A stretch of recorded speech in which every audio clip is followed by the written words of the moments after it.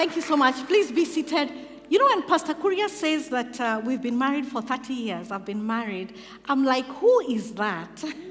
Who is that? I mean, 30 years. I don't know if there's a 30-year-old over here. I mean, I could be your mom. But 30 years moves so fast. And I think all of you know that I'm also a grandmother. Do I look like a grandmother? It's a difficult title to carry because I don't feel like a grandma. So maybe you guys can call me Shosho Manyanga. Shosh Manyanga. Anyway, but so it's so good. I'm so thankful to be here today. I really appreciate the fact that Sam Kibara stood in my place last week. We had gone for this marriage retreat called Back to Basics. It was amazing. I'm truly hoping that next year we're going to have many more people from Mavuno Church downtown coming for that marriage retreat. It was lit. It was fantastic. And so, over to Pastor Kuria to ensure that your people don't miss out on that. But anyway, so we've been doing this parenting series. And so the first week we talked about raising successful children. And we learned that worldly success without spiritual success is failure. And I know many of us, we do want our kids to succeed, but what is the matrix for true success? And we saw that worldly success without spiritual success is failure. So that was the first week. In the second week, we looked at building our family altar and discovered that the greatest inheritance that you can leave your children is money. What did we say? Strong faith, the greatest. And so what I like to say is that as we're thinking about this, is that what is our focus right now as a parent? What is your focus when you talk about your inheritance? Is faith key?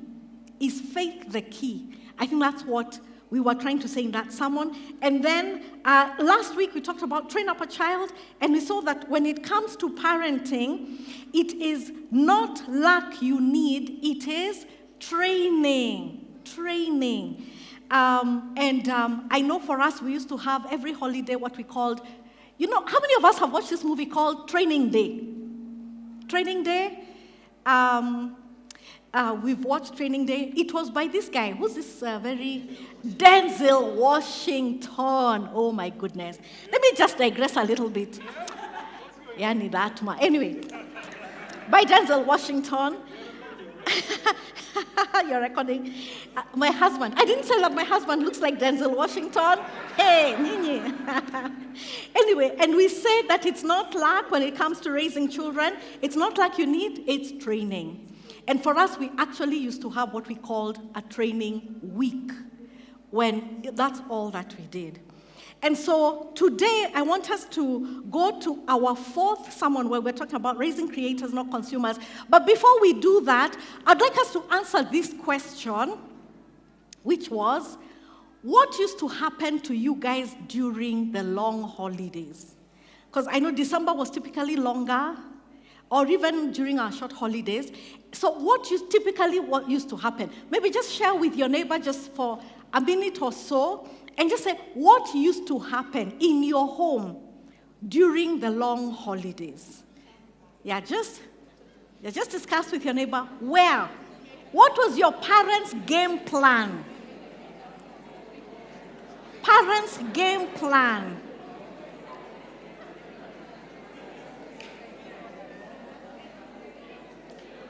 Okay? Parents' game plan. All right, how many of us were shipped to Shags? Shipped to Shags week 1? Week 1 was Shags, huh? Okay, just a second. What used to happen in Shags?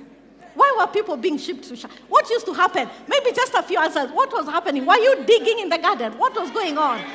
It was child labor. Child labor. That's what used to happen in Shags. Okay, how many of us, the people who used to work in our homes, house girls, used to be sent, and you're it.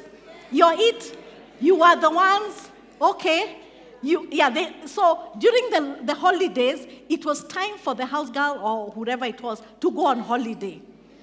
Oh my goodness. So it was another child labor. All right. Yes, it's so true. It's true that our parents were a different kind of parent. Yani, they were no nonsense. When it came to child labor, they knew how to work us. They really did. How many of us would just say, Yani, those holidays, it was trauma. Yani, it was just trauma. Yani, it was just one of those. So I want you to think about that as we're talking about, by the way, how many of us are thankful that our parents took us through that? How many of us are thankful? Oh, wow, fantastic. I love that. That's a good number of us. So today, in fact, I remember one time when our firstborn was in school, I think standard 1 or standard 2, and they were being asked, and it was a multiple choice question, and they were being asked, what do you call it when children have to do work? And one of the answers was child labor. I was like, are you serious? It was one of the options over there, child labor. I was like, who was setting this exam? We grew up on child labor, and we turned out right, isn't it? Huh? We did. But the truth is that we are now living in a culture that tells us parents that and maybe for some of us, and it really makes sense, I truly identify with this one, that for some of us, maybe growing up was just so difficult. We were child labor. Maybe we raised our brothers and our sisters, our younger ones. Any firstborns here?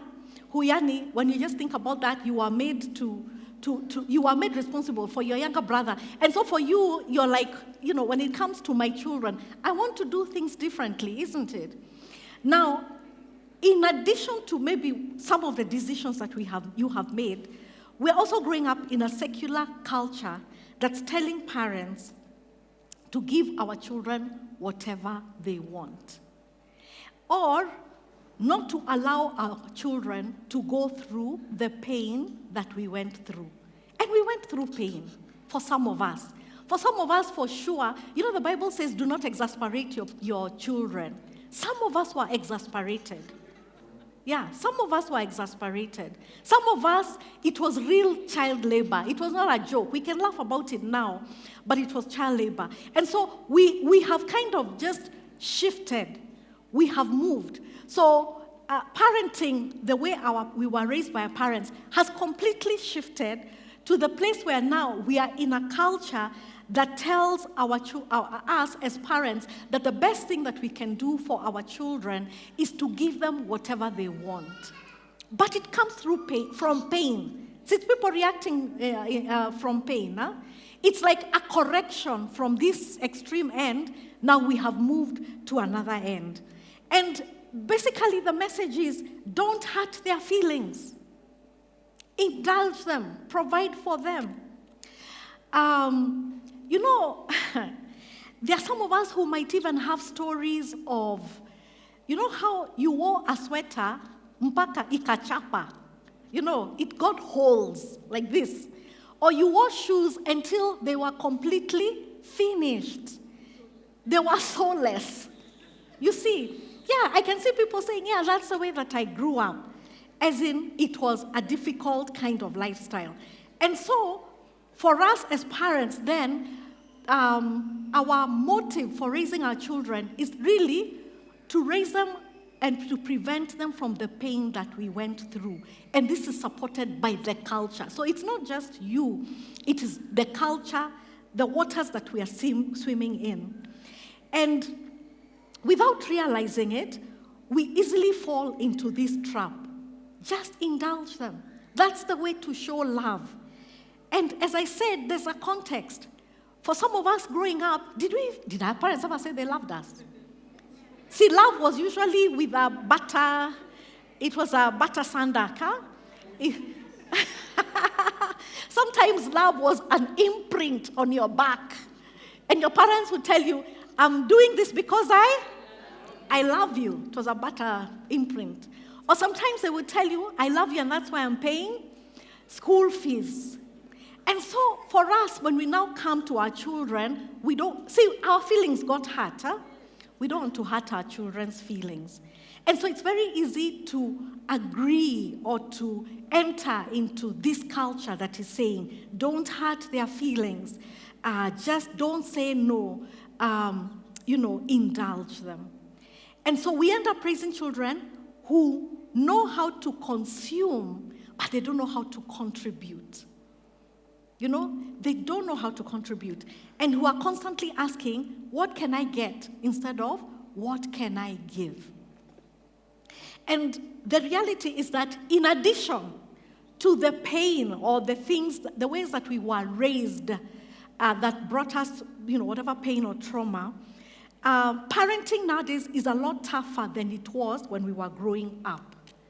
Back then, the big worries for parents were, do you remember some of their worries? Drugs, alcohol. What were their other worries? Pregnancies, HIV. Yeah, HIV was a big thing. What was the other big thing? Pregnancy. Hey, that was such a big one. Do you know, even till today, I get goosebumps just even thinking of that possibility. But then, of course, there was the ever-pervasive grades. Grades, because for them is that you're a failure. If you fail, you're a failure. In fact, they could paint for you what your future is going to look like based on your grades right now. They'll tell you you're a failure. And so, those were the worries then for our parents. But today, it is a lot different. You see, for today, the enemy has come into our house. There are things that are happening in our homes. There are things that are happening in our children's bedrooms that we might not even be aware. And we all know there's social media, TikTok, Instagram, Snapchat, YouTube, video games. And these are at the very best. In fact, these are basic. And this is the very best of what we hope is influencing our children.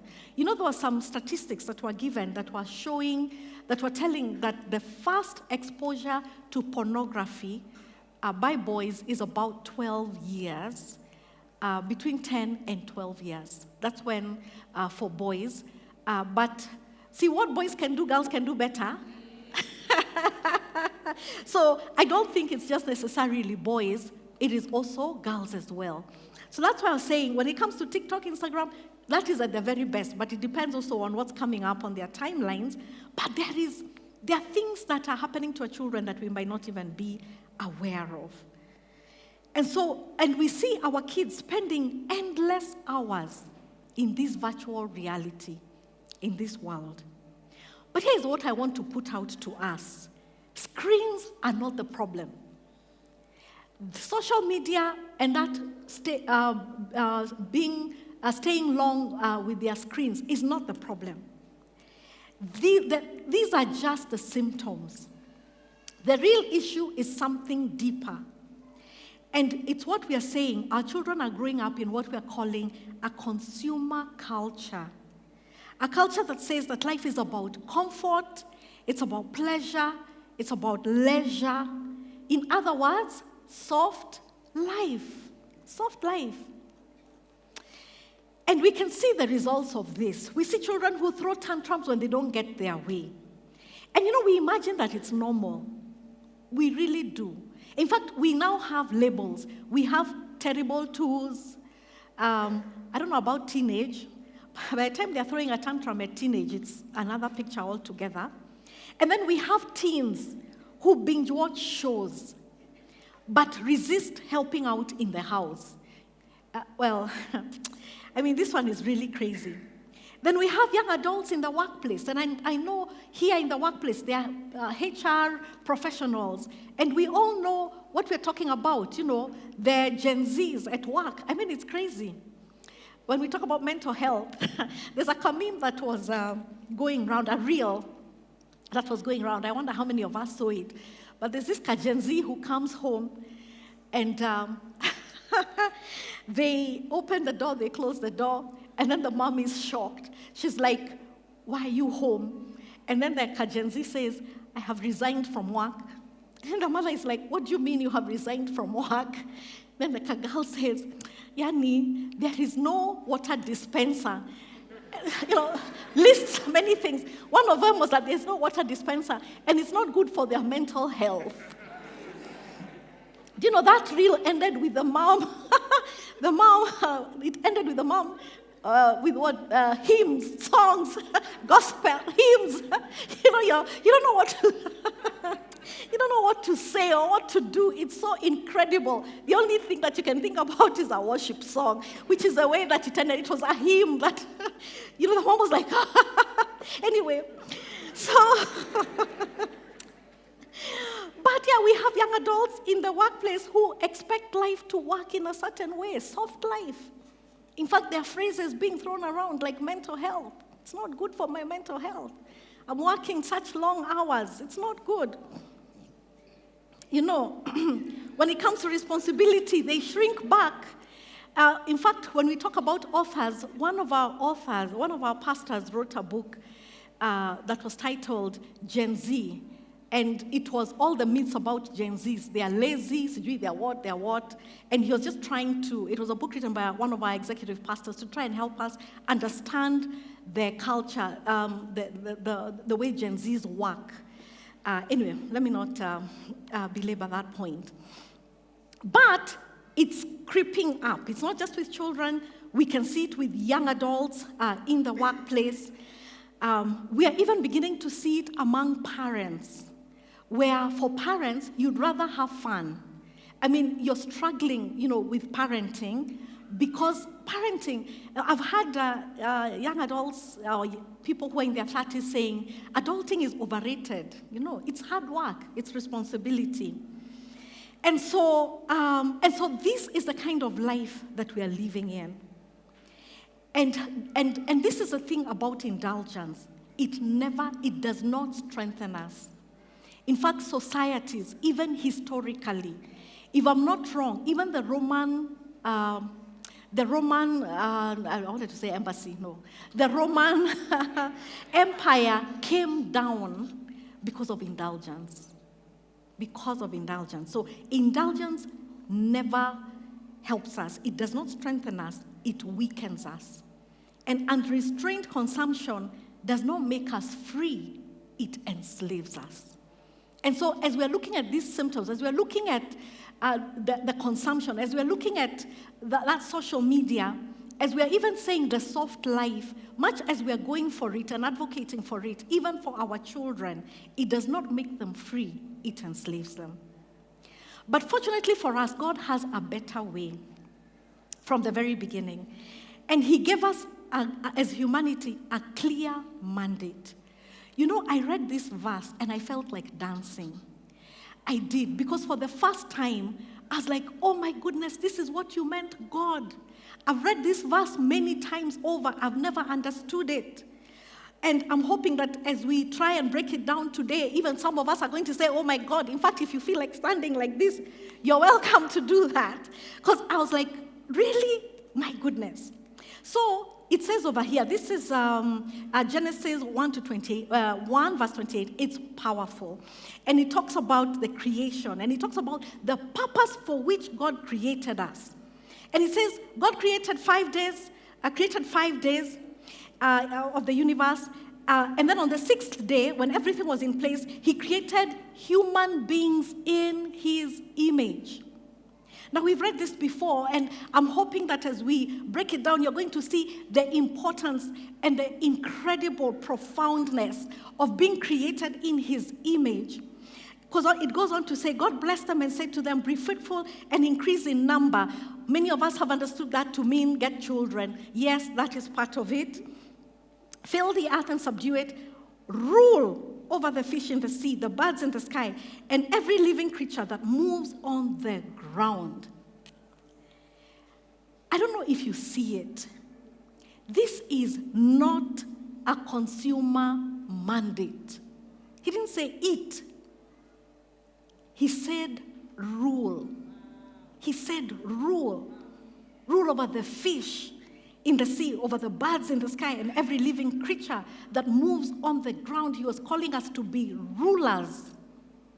Rulers, not consumers. This is the Creator mandate. God did not design us to consume endlessly.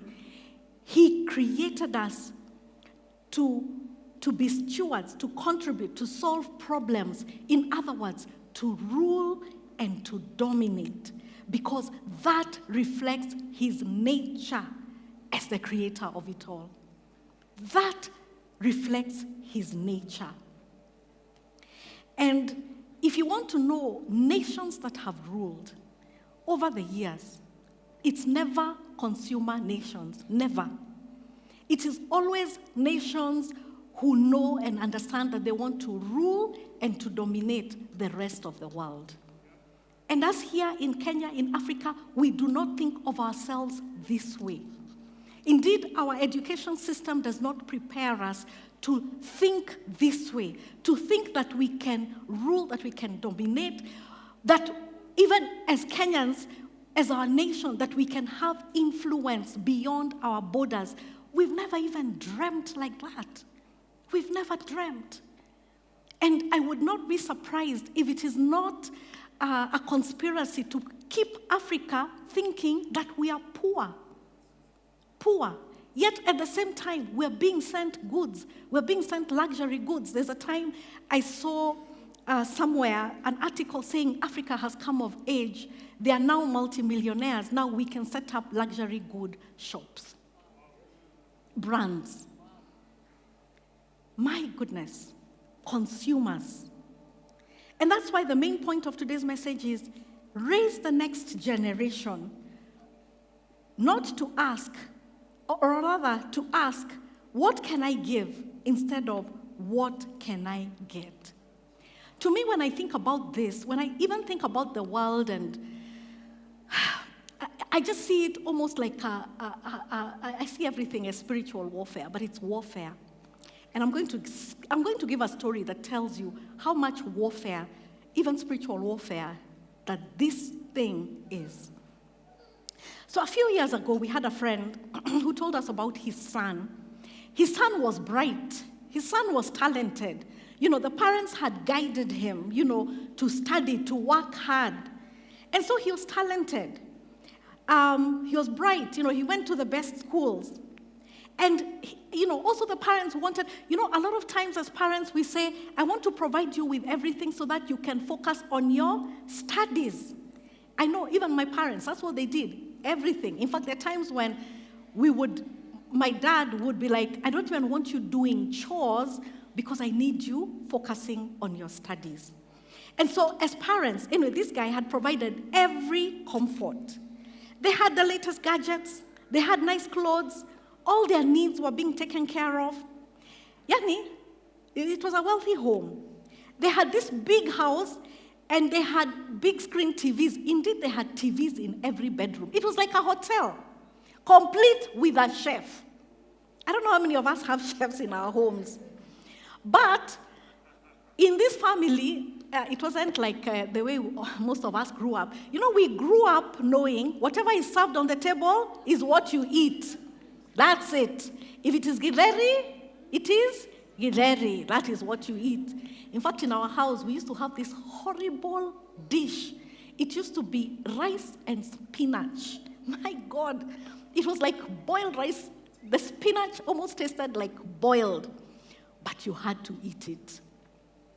But for this family, it was not even what is being served for everyone. It is what you want, when you want it. So it was, I feel like this child feels like eating this other child feels like eating like this, and that is what the chef did. That was his job, to cook whatever they wanted. Everybody, there were choices. And so, as usual, when the boy cleared his A-levels, the idea was, okay, now you fly out. That's the way, especially for kids who go to these international schools. He flew out, went out to university. But then things started falling apart. He could not manage his time. He could not even manage his budget. And this became a concern to his parents. You know how, as parents, most probably the parents now, you're going to pay the school fees. So parents will pay school fees, they'll also pay rent. But then they're going to give, their child pocket money. But this pocket money was never enough. It was running out. This young man did not know how to budget. Even when we're talking about studies and being able to study, all of a sudden, it's almost like that freedom that he got when he went, he didn't know what to do with it. And so he went back to settings, which is playing games and watching movies. That is what he knew to do. Eventually, he dropped out of school, and today, in fact, one of the reasons now why the father was talking to us is because today he's happy to stay at home, he's happy to play video games, to watch movies, and it does not seem to be a concern to him that his peers have continued on with their education. Some of them are even starting up their own homes, but for him, he's still doing his default, which is videos and movies. That's why I asked you, what did you do during your long holidays? What did you do? What are your children doing? We have 2.5 months. What are they doing? What's your plan for them? And our friend was completely heartbroken. As we spoke, he said something that really struck us. And he said, I thought giving my son everything he wanted was love. I was loving him. I was loving him. But I now see the way that I raised him did not prepare him for life. And that moment really hit us, for my husband and I, because this is a story of so many young people. In fact, I dare say for middle class, which is this congregation, this is the reality of our children. And for me, I look and I say, in the next few years, it's going to be at a catastrophic level, because if our children are growing up as consumers, my goodness, I do not know what we are looking at. Indeed, the thing that motivated my husband and I when we were now just trying to determine how to raise our children, the children who grew up the way we did are the ones who are going to be the bosses of our children, because our children are consumers. That is what hit us, especially when we had this story. But I do want to say that as parents, we're not being bad parents. I think we love our children and we want to provide the best for them. I think the best is now what we're trying to determine. What is the best? Now, I want us to, we're going to do this. We're going to look at a diagnostic table that helps us understand between consumer culture and creator culture. And, and I want to differentiate something over here. We were raised by parents who, were tough, who are rough, and who raised us up to be workers. That's not what I'm talking about, necessarily. I think when it comes to creator culture, it's a different culture. It is a culture based on what the Bible says. So I don't want us to confuse those two. So let's go to the first category, and we're looking at identity and purpose. And we're looking at children raised as consumers. Now, these ones will see themselves as the recipients. Life happens to me. I don't make life happen. It happens to me. The other day, I was talking with one of my children, and they were talking about their friend, and they're on a long holiday. This is now university, and they are at home. They are at home. Another friend of theirs has completed university and has handed out their CVs, and they are not getting any jobs. They are at home. They are recipients. Life happens to them. And so it's your recipients. You're passive, very passive about that.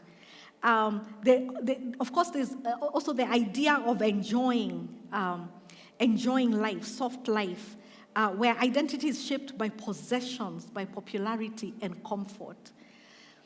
And as I think about this first friend who I talked about, it's a kind of life where you say, hey, that guy, his son.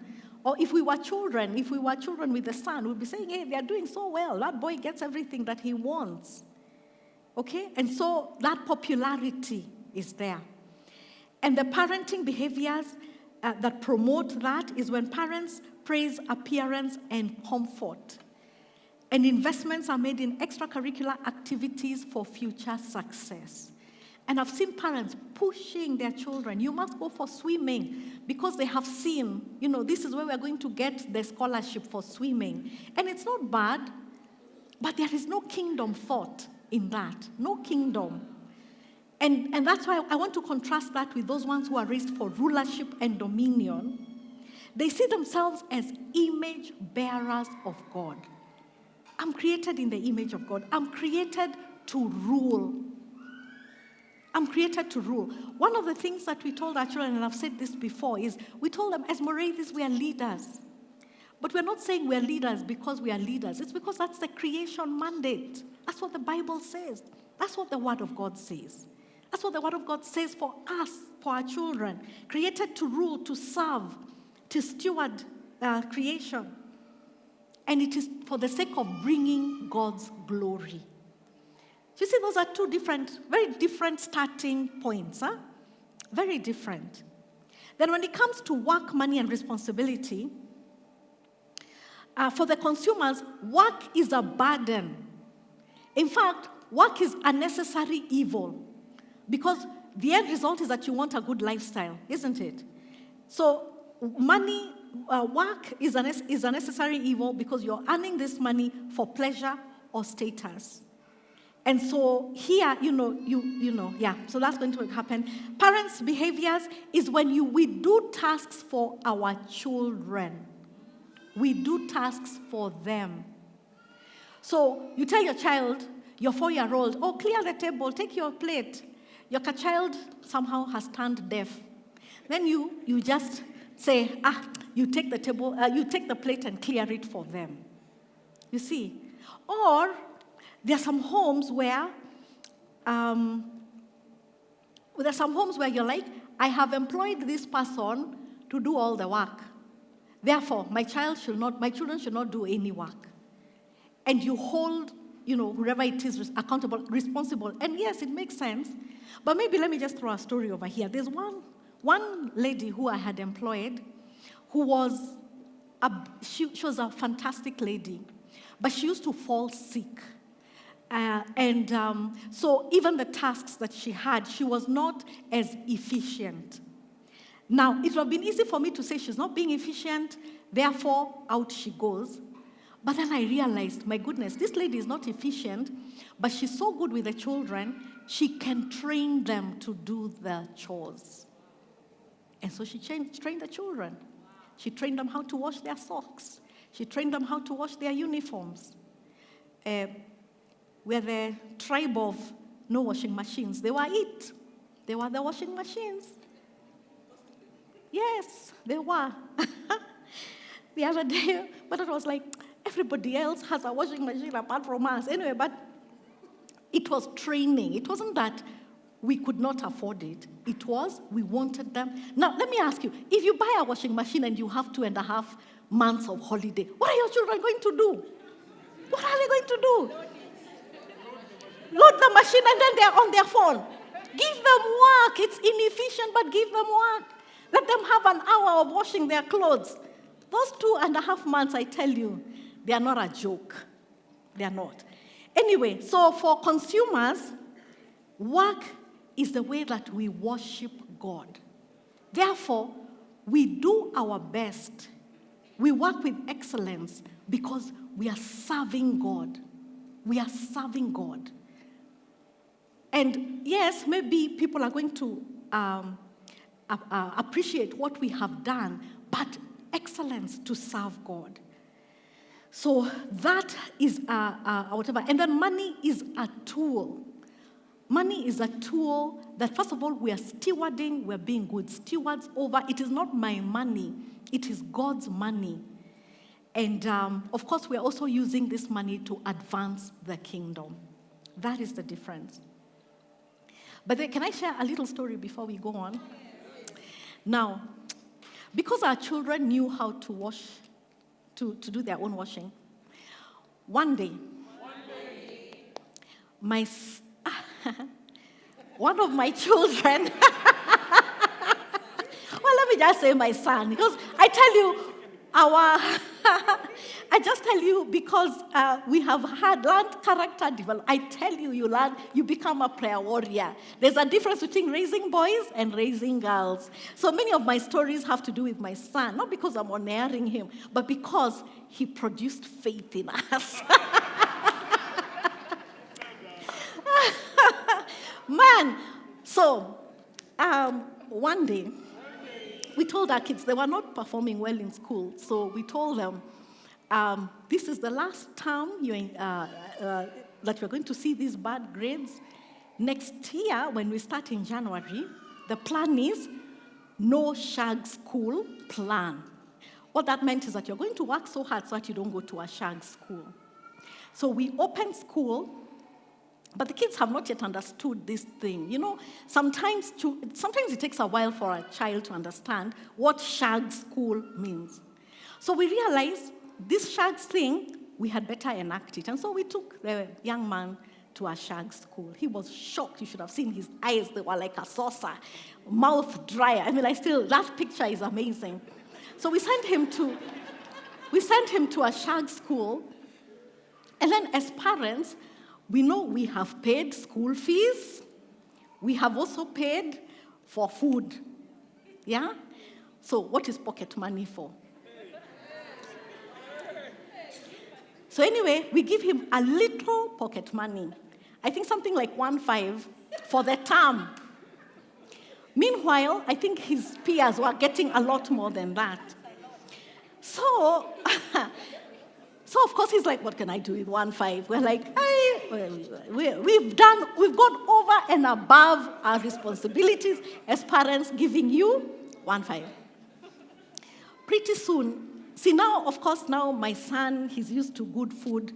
The food in boarding, it was a shag school, is not the same as home. But they have a shop. What do you guys call it? Tuck shop? A tuck shop, yes. And he prefers tuck shop. So this young man came to understand that his peers didn't know how to wash clothes. So what did the young man do? He came up, started a business, came up with a laundry list. Shirts, this amount. Trousers, this amount. Socks, this amount. And he used their soap to wash the clothes. Did the young man suffer? Chores.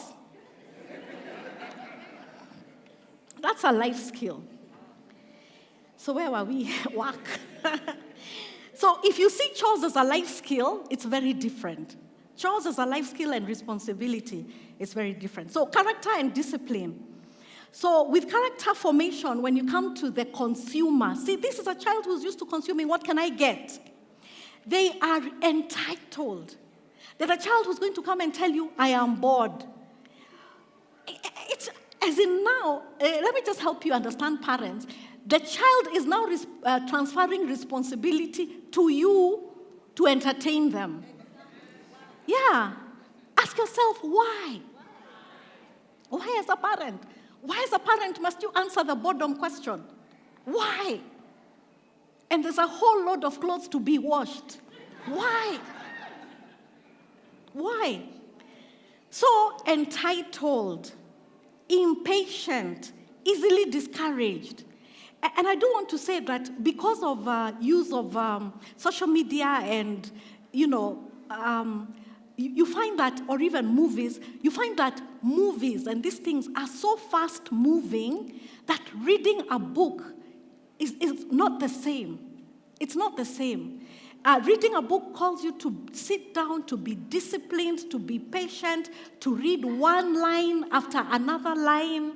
Whereas when they're watching a movie or they're playing games, life is moving so fast. In fact, and this is a thing, by the way, in psychology. It's actually, I think, even in learning, there's a certain head teacher who told us that it's a thing in their school where now where you know how we have special needs kids? Now it is a thing. Because of that stimulation, they're having kids who are now being called attention deficit, but it's because of the things that they're being exposed to. These kids are entitled, impatient, and easily discouraged and bored. When we talk about character and discipline, we're talking about, for the creator culture, it results in disciplined, patient, and resilient children. Patient, because for a parent, you understand, I'm trying to develop a leader. A leader cannot be a consumer, and therefore there are things that you're going to do. First, we're going to remove that hyper activity and these gadgets, and for sure, you introduce that discipline and patience. Now, the parenting behaviors that produce that creator is for the consumer is you rescue them from consequences. You avoid discipline to keep peace. It is when you take that plate back to the kitchen because you're like, let me just do it myself. And that's when you equate love with indulgence. That is a big problem. And then parenting behaviors for the creator is when you allow natural consequences to follow. So I'm going to share an example. Natural consequences is when you tell your child, so I'll also give the same example, my son. So one day, we lived far. We lived in Athi River, and we had worked out a system with a neighbor where they would take our children. Our children were all going to the same school. So we lived in Athi River. Our children were on Ngong Road.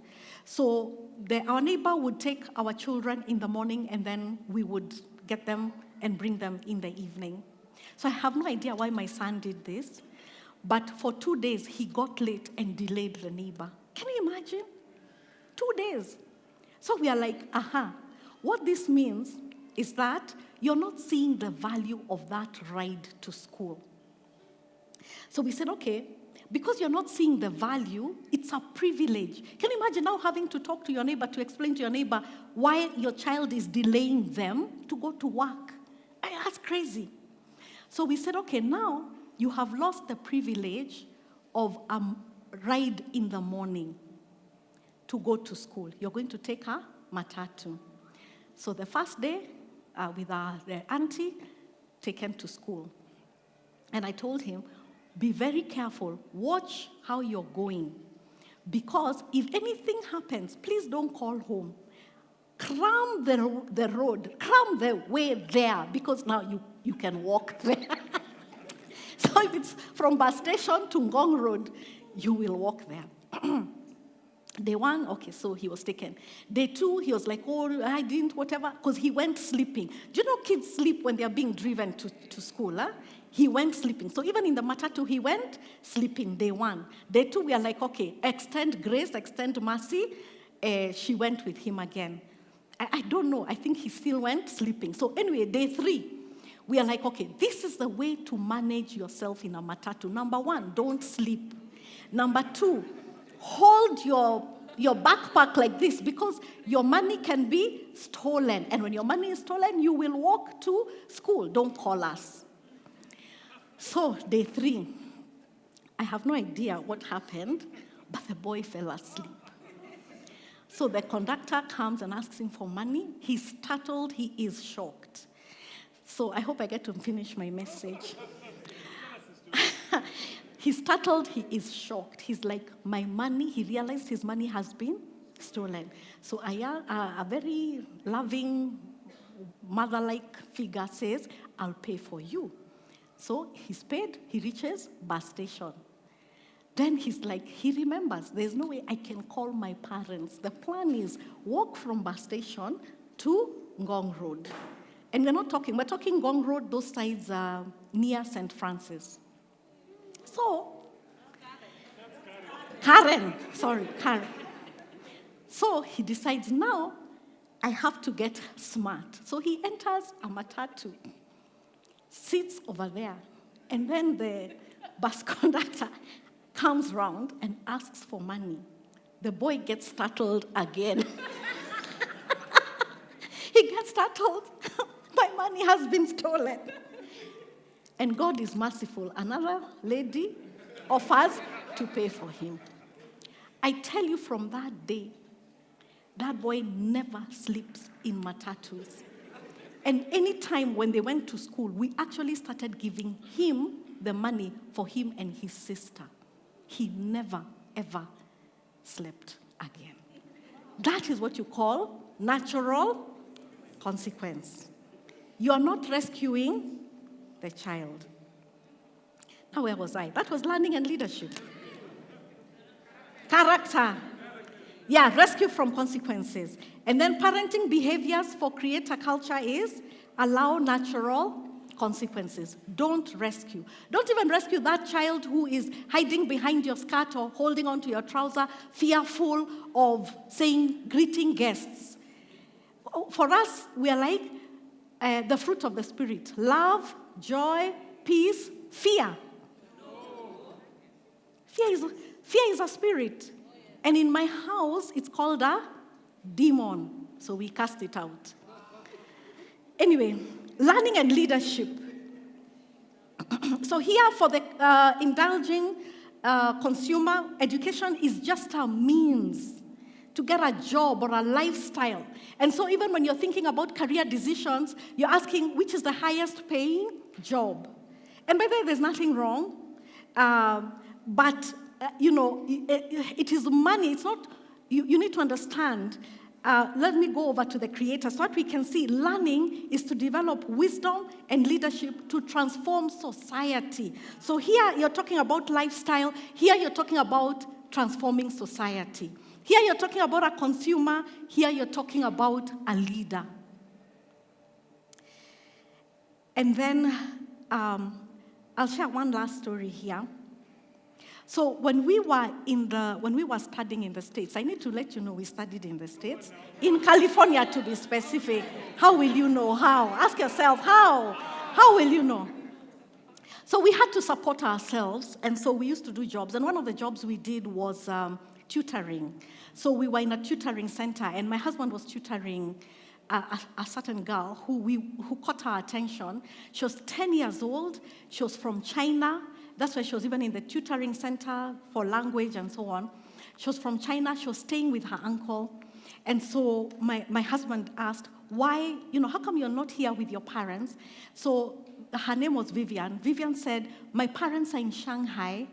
I'm in California. My brother is in New York. My parents run a fashion thing. What do you call it? Maybe you have a brand. Fashion business. They are stationed in Shanghai, but they want to expand into California and to New York.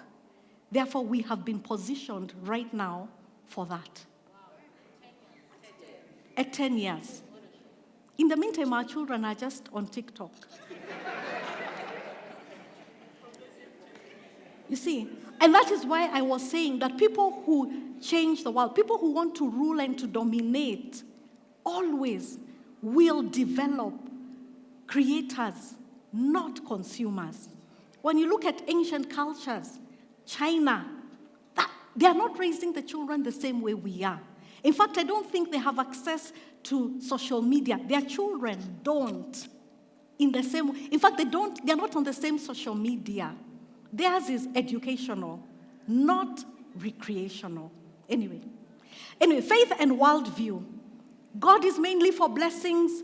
The blessings that we say, take care of us in the morning when we are driving. But we are not really submitted to God, and our decisions are not coming from us a submission to God. Whereas with the creators, it's understanding God is Lord over all life. And I'm here to represent him. I'm here to expand his kingdom. So as I share this, I also have to be quite honest and say that as I was looking at this, I too recognize the gaps in our parenting. I mean, we may laugh about some of the things that we were doing, but I also recognize gaps.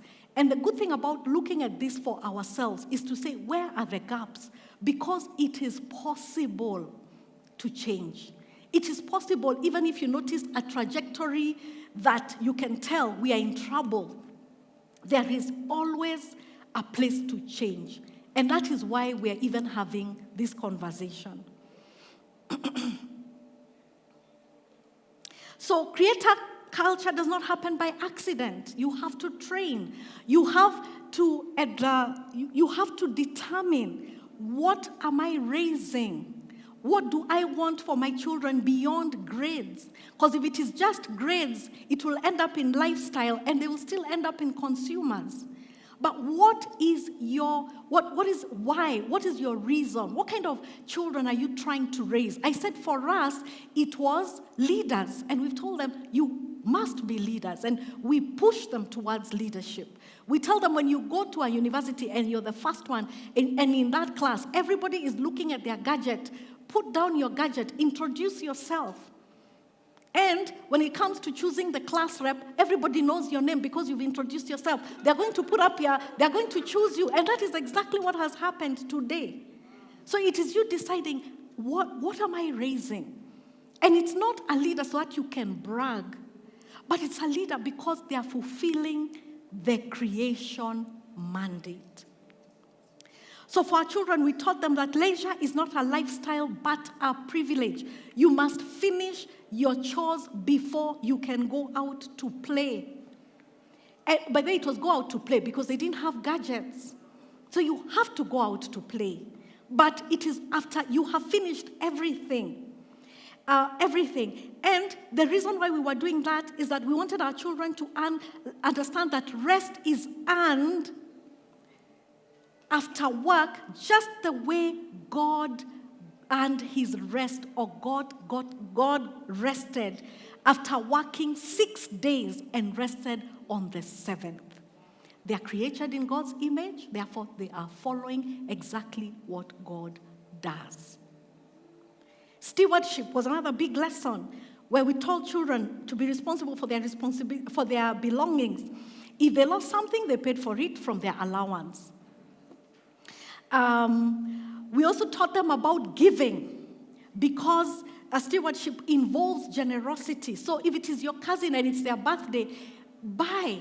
You have money, buy for them. Buy for them. Buy for your grandparents.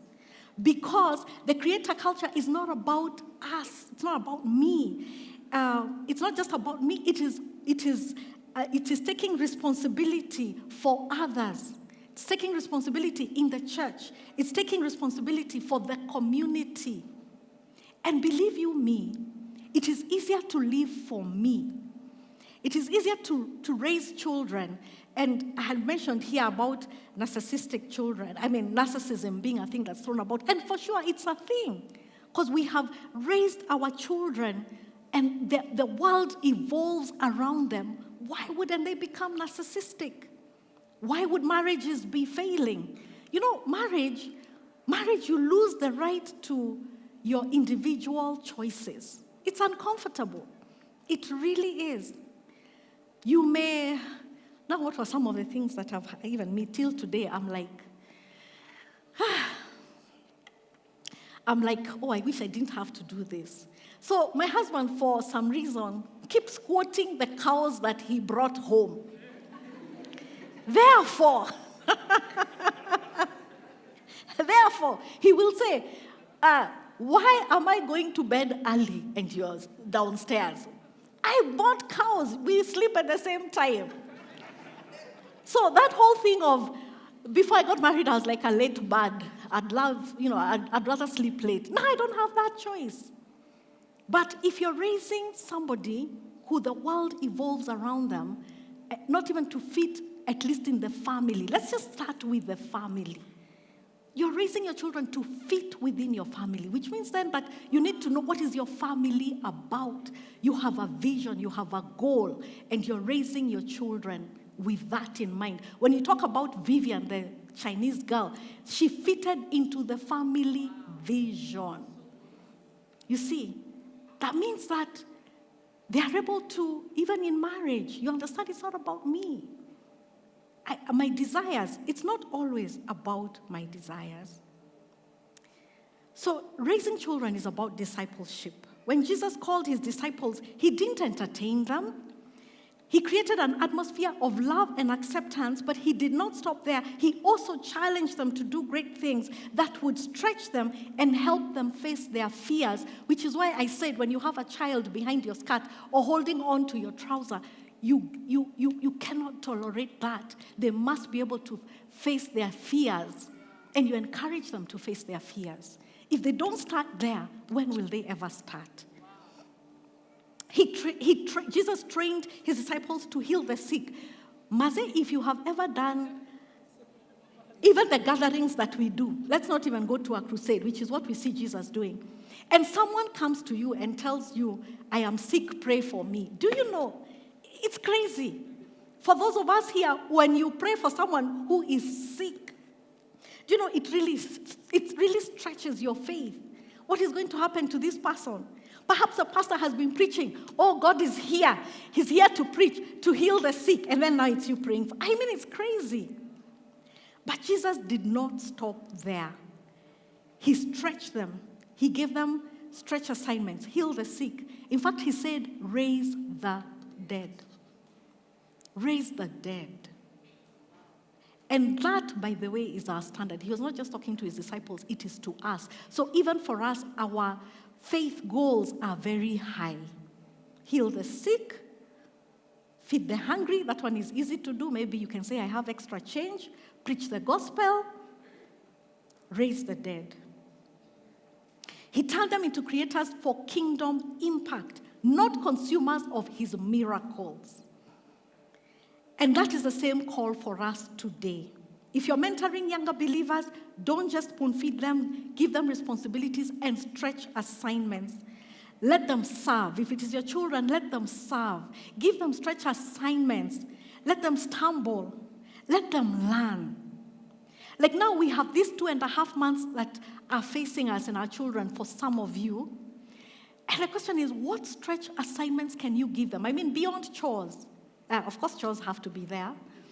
But beyond that, what responsibility can you give them at home that will cause them to wake up and for their eyes to open wide because you have stretched them? I'm sure for Vivian, by the time you're being sent from China to come to California, even if your parent brought you, that is a huge assignment. It is huge. Living with your relatives, it's always easier to live with your parents. And then you have told that little girl, you're responsible for starting the branch in California. My goodness. So discipleship is about training creators, not consumers.